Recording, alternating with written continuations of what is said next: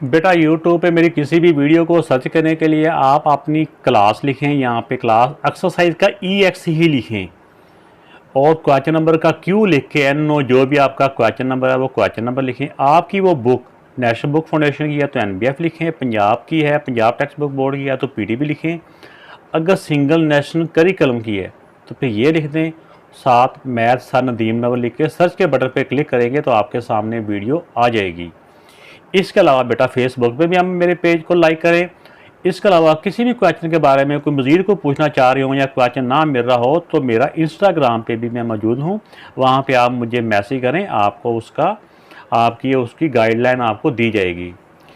इसके अलावा अगर आपने चैनल को सब्सक्राइब नहीं किया तो सब्सक्राइब करके मेरी हौसला अफजाई करें, वीडियो अच्छी लगे तो लाइक का बटन ज़रूर प्रेस करें। बेटा ये क्वेश्चन नंबर 2 है। क्वेश्चन नंबर 2 में है कि solve the following systems of equation. In questions को सॉल्व करना है। जैसे ये क्वेश्चन नंबर 1 में है, इसको सॉल्व करना है। सॉल्व करने के डिफरेंट मेथड हमने इससे पहले भी सीखे हुए हैं और अभी जिस तरह 9th क्लास में जाएंगे और भी मेथड आएंगे, लेकिन यहाँ पे कंडीशन ये है कि हमने इनको सॉल्व करना है बाय सब्स्टिट्यूशन मेथड। सब्स्टिट्यूट क्या होता है? इसको सब्स्टिट्यूट भी कहते हैं, सब्स्टिट्यूट भी कहते हैं, तो इसको उर्दू में कहते हैं मुतबादिल। तो सॉल्व करना है। सॉल्व द क्वेश्चन का मतलब ये होता है कि हमने जो भी इसमें वेरिएबल है जैसे x है या y है उनकी वैल्यू फाइंड करनी है। x की वैल्यू भी फाइंड करनी है, y की वैल्यू भी फाइंड करनी है by using the substitution method. तो सब्स्टिट्यूशन मेथड क्या होता है कि हमने जैसे जो दो क्वेश्चन होती हैं इसमें से पहले एक जैसे x है, x की वैल्यू फाइंड कर लेनी है वो, और y में यानी एक क्वेश्चन से x की वैल्यू पुट कर लेनी है, दूसरे में वो पुट कर देनी है। शायद ऐसे ज़बानी समझ ना लगे, मैं आपको इसको पेज के ऊपर समझाता हूँ। तो ये दो क्वेश्चंस हैं, जिस क्वेश्चन को मर्जी ऊपर नीचे लिख लें इससे कोई फ़र्क नहीं पड़ता, चाहे इसको ऊपर लिख लें इसको नीचे लिख लें इससे कोई फ़र्क नहीं पड़ता। एक को क्वेश्चन 1 का नाम दे दें, दूसरी को क्वेश्चन 2 का नाम दे दें। अब हमने यहाँ पे ये देखना होता है कि सबसे पहले किस में अकेला वेरिएबल है। जैसे ये x अकेला है ना, इसके साथ हमें को नज़र नहीं आ रहा 2 3 4 ऐसा नहीं है, 1 तो सबके साथ होता है ना, 1 की बात नहीं करनी किसी और की, बाकी सबके साथ कुछ ना कुछ है। तो इसलिए इसमें x अकेला है, हम क्वेश्चन 1 को लिखते हैं फ्रॉम क्वेश्चन 1। तो ये 1 2 इसलिए लिखते हैं कि यही स्टेटमेंट वहां पे बोलती है क्वेश्चन के अंदर कि हम ये कि अब हम क्वेश्चन 1 जो क्वेश्चन 1 है ये सॉल्व करने वाले हैं। 2 तो अब इसमें x जो अकेला है इसको हमने इधर ही रहने देना है, बाकी सारी वैल्यू को उधर ले जाना है। ये प्लस 4y है, उधर जाके ये माइनस का 4y हो जाएगा। ठीक हो गया। x अकेले को इधर रहने देना है, जिसको अकेले को इधर रखना हो ना उसको बोलते हैं सब्जेक्ट बनाना, सब्जेक्ट। तो x इसका सब्जेक्ट बन गया, यानी कि x एक तरफ सिर्फ x रह गया, बाकी सारी वैल्यू इक्वल के उस तरफ शिफ्ट कर दी हमने जो अकेली वैल्यू होती है उसको सब्जेक्ट बनाना होता है। तो मेरा ख्याल में पाकिस्तान में सब्जेक्ट का वर्ड नहीं बोला जाता, तो लेकिन फिर भी आप लोगों ने इस कंसेप्ट को समझना है कि सब्जेक्ट का मतलब होता है कि ये अकेला सरदार है, इसने इधर रहना, बाकी सारे दूसरे मोहल्ले में चले जाएंगे, यानी इक्वल के पार चले जाएंगे। तो अब जो x को हमने x की वैल्यू ये आ गई है, ठीक है ना। ये x की वैल्यू कहाँ से आई है? क्वेश्चन 1 से आई है। ये क्वेश्चन 1 से ये x की वैल्यू है, अब इसको क्वेश्चन 2 में पुट कर देंगे। ऐसे करके देखें, पुट x इक्वल टू 2 माइनस 4y, ये वाला x की जगह पे ये पुट कर देना है, और ये कहाँ पुट कर देना है? इन क्वेश्चन 2, ठीक है ना। अगर 1 से ये वैल्यू निकाली है तो 2 में पुट करेंगे, अगर 2 से निकाली होती तो 1 में पुट करनी थी। अब देखें इक्वेशन 2 को यहाँ पे लिखें पहले, 5x minus 4y equal to 10। अब जहाँ x लिखा हुआ ना वहाँ पे x की जगह पे ये वैल्यू रिप्लेस कर देनी है। इसी रिप्लेस को ही कहते हैं सब्स्टिट्यूट, यानी मुतबादल।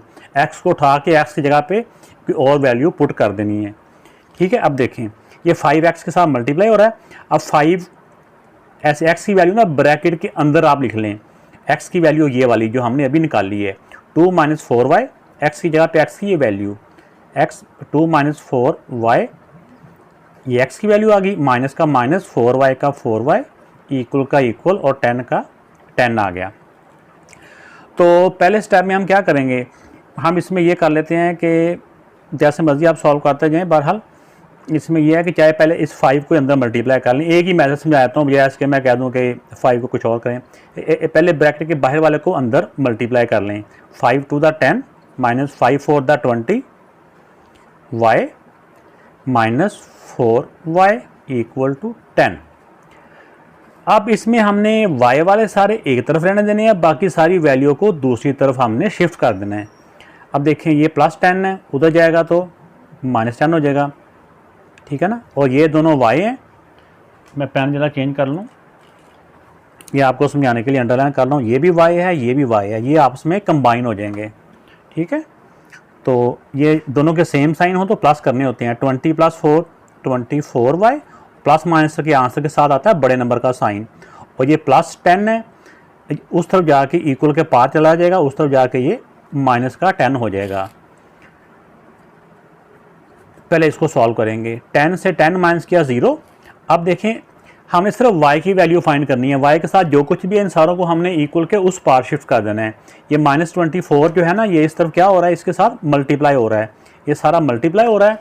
उस तरफ जाके इस तरफ मल्टीप्लाई हो तो उस तरफ जाके वो डिवाइड हो जाता है।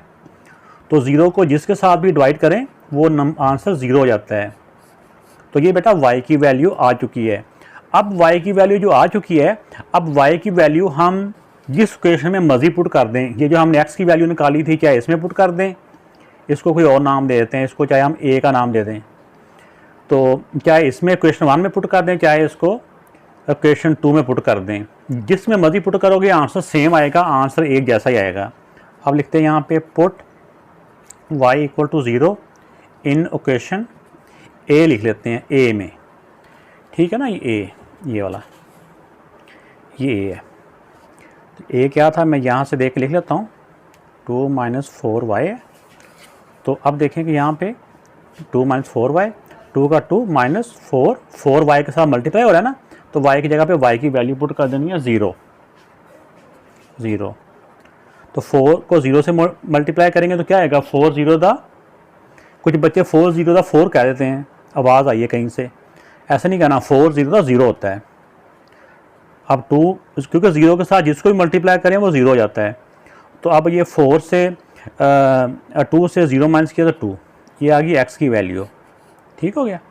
अब हम इसको कर लेते हैं चेक, यहाँ पे नीट करके लिख भी लें, साथ इसके y भी लिख लें, y 0 है और x 2 है। अब इसका लिख लें चेक।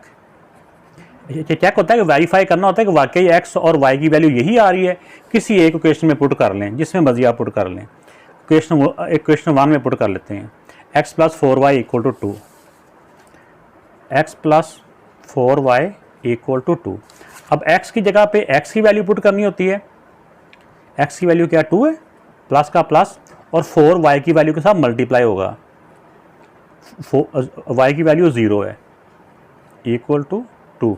चेक में इधर की वैल्यू उधर नहीं लेके जानी होती, उधर की इधर नहीं लेके जानी होती। 4 0 दा 0। अब देखें 2 + 0 2 ही होता है, 2 = 2। अब देखें अगर दोनों साइडों का आंसर ठीक आ जाए, इक्वल आ जाए, तो हमने कह देना है कि इसका जो वेरिफिकेशन है वो इसकी ट्रू आ गई, तो अब हमारा आंसर ये ठीक है। ये जो चेक होता है ये हमने अपने लिए चेक करना होता है कि हमने देखना होता है कि हमारा आंसर ठीक है या नहीं। अगर ये हमारा आंसर बराबर आ जाए तो फिर ठीक है। तो अगर बाद दफ़ा क्वेश्चनों में आ भी जाता है कि check and verify the answer, तो फिर आपने ये स्टेप करना है, अदरवाइज ये करना नीट में करना ज़रूरी नहीं होता, ये हमने रफ में अपने तौर पर कर लेना होता है।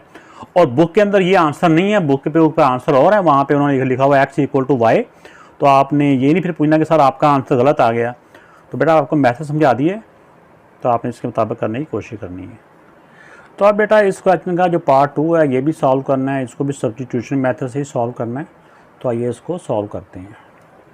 तो अब बेटा एक को इक्वेशन 1 का नाम दे दिया, दूसरी को इक्वेशन 2 का नाम दे दिया। अब इसमें देखें कि x और y किस में अकेला है, इसमें सारों में अकेले लें, ठीक है ना, किसी में भी हमारे लिए वो मुश्किल नहीं है, जिसको मर्जी आप सॉल्व कर लें। तो इक्वेशन 1 को कर लेते हैं, फ्रॉम इक्वेशन 1 x - y = 5।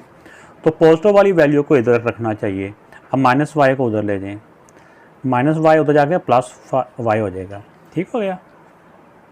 इसको आप जौन सा मर्जी नाम देना तो नाम दे दें, नहीं भी नाम देना तो कोई बात नहीं है।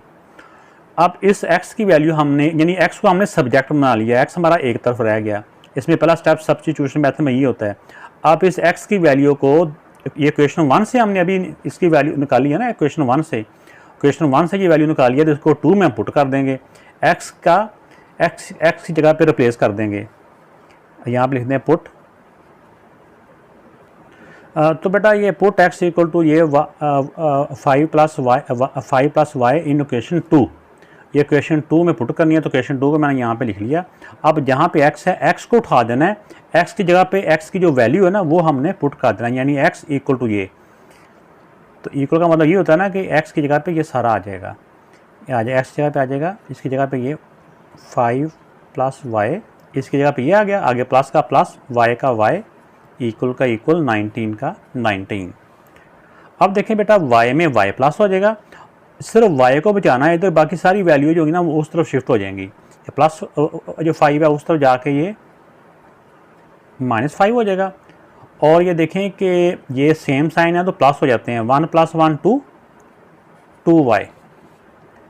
तो पहले ये इसको ऐसे ही रहने दें, पहले ये वाली साइड सॉल्व कर लें। 19 से 5 माइनस किया तो 14, इस तरफ सिर्फ y को बचाना है, सिर्फ बाकी ये 2 इसके साथ मल्टीप्लाई हो रहा है, ये उस तरफ जाके डिवाइड हो जाएगा।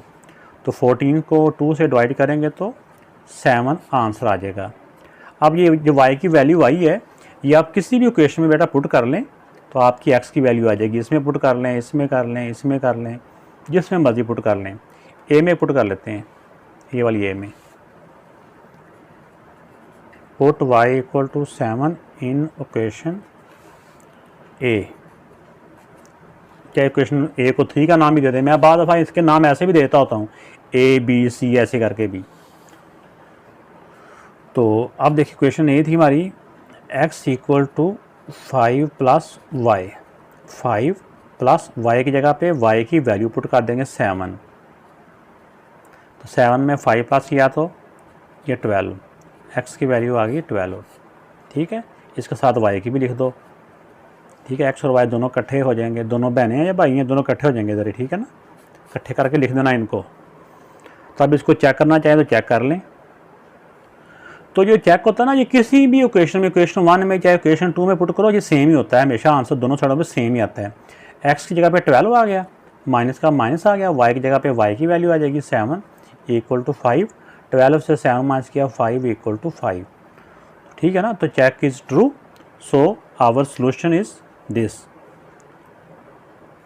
एक्चुअली जो चेक होता है ना, ये जो करते हैं चेक, ये 10th क्लास में कंपलसरी पार्ट होता है। ये सेम ऐसे क्वेश्चन होते हैं तो वहाँ पे ये कंपलसरी पार्ट होता है, तो वहाँ पे बाद दफ़ा चेक ट्रू नहीं भी आता तो फिर हम कहते हैं ये कि this is not it's answer.